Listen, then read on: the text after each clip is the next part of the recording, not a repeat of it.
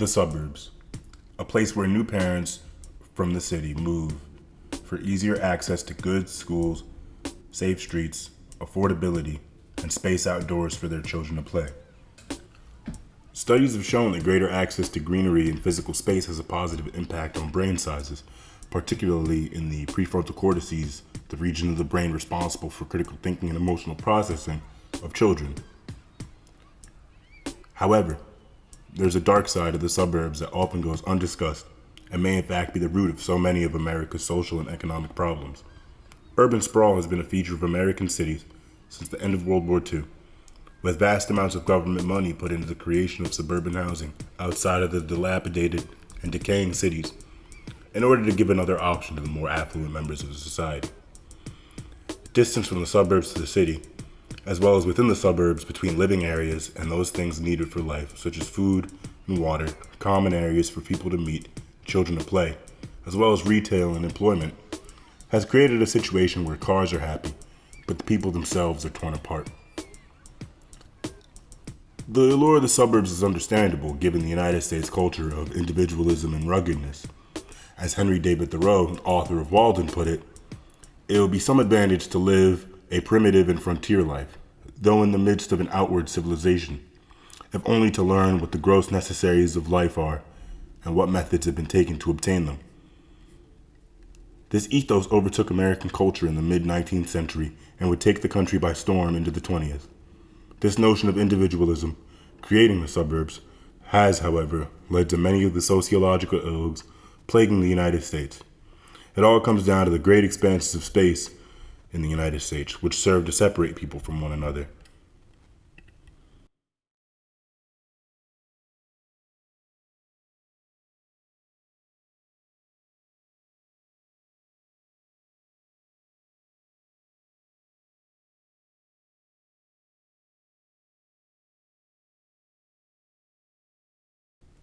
Times have changed.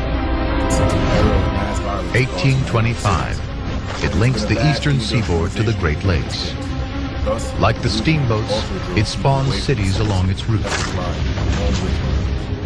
The canal transforms New York into a boom town that quadruples in size.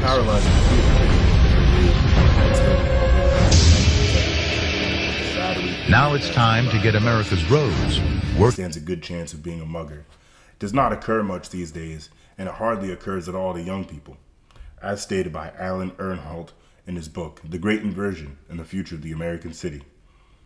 It is this future, precisely, which is up in the air, as to whether or not Americans will continue to remain in decaying suburban structures, not revamped since their mass construction in the 1950s, or if they will move back to their cities in order to prepare for the coming years.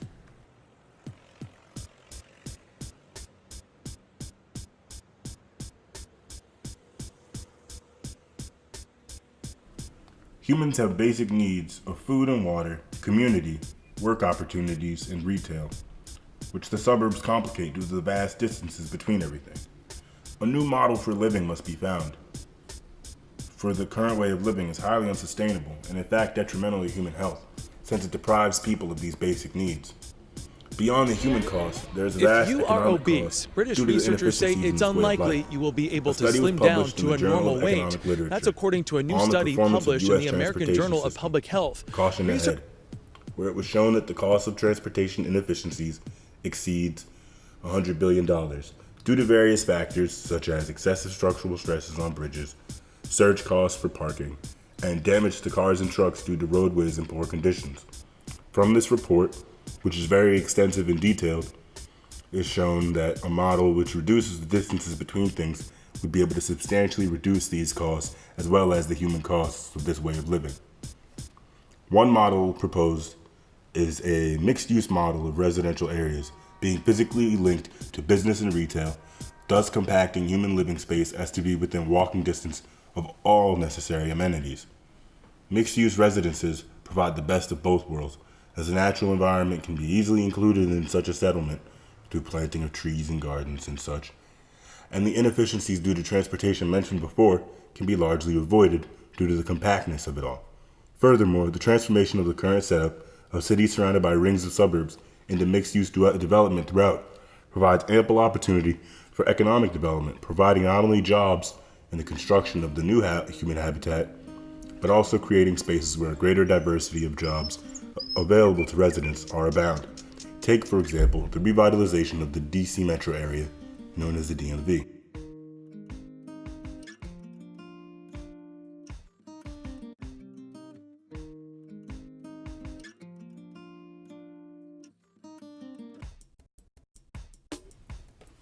The DMV has been the spot for revitalization lately, as there is much land either unused or whose historical function has largely become outmoded. For example, The Wharf, a newly constructed waterfront neighborhood along the DC coastline. Construction on this new project began in October 2017 to spectacular results.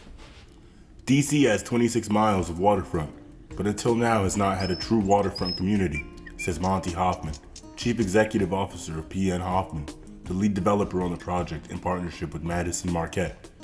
With a mile of waterfront, The Wharf changed that. Others are recognizing this transformation and are investing in the area. It is very exciting to see the development increasing as the Southwest DC resurgence continues. Further benefiting DC is the renovation of the metro system, which will give such areas as the Wharf easier access to public transit, reducing further the transportation costs mentioned above. Such measures taken will reduce distances between people every time, and the resources they need to survive and thrive. The Mid-Atlantic could actually be a place where this new model of living comes to fruition. In an article by CityLab, it was proposed that the hotly debated new location for Amazon's HQ2 should be in the suburbs, particularly a suburb in the DMV area. This article showed support for the mixed-use model, since by providing a new tech campus in the suburbs, Amazon could turn a vast swath of suburbia into walkable, transit. Amazon opened closed doors interesting satellite and city. opened my eyes. Such a project I don't think it's well understood. For whatever region it's in. With a footprint equal to 59 football fields, this many Amazon more such fulfillment projects center around the is country. simply... As the mother of all suburban retrofits, HQ2 could help rewrite land use patterns that are environmentally wasteful and experientially banal. It could model a new kind of suburbia, one that younger Americans will actively want to live in, rather than just settle for.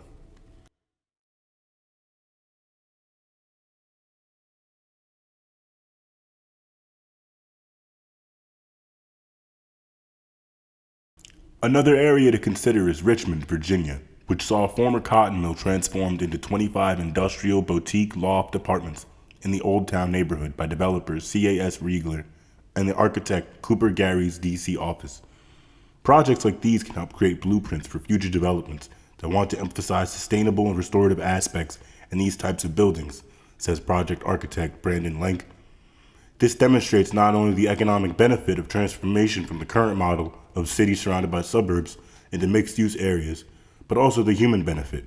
There's a natural tendency to want more livable areas with a lot of economic and cultural activity for people to get involved in.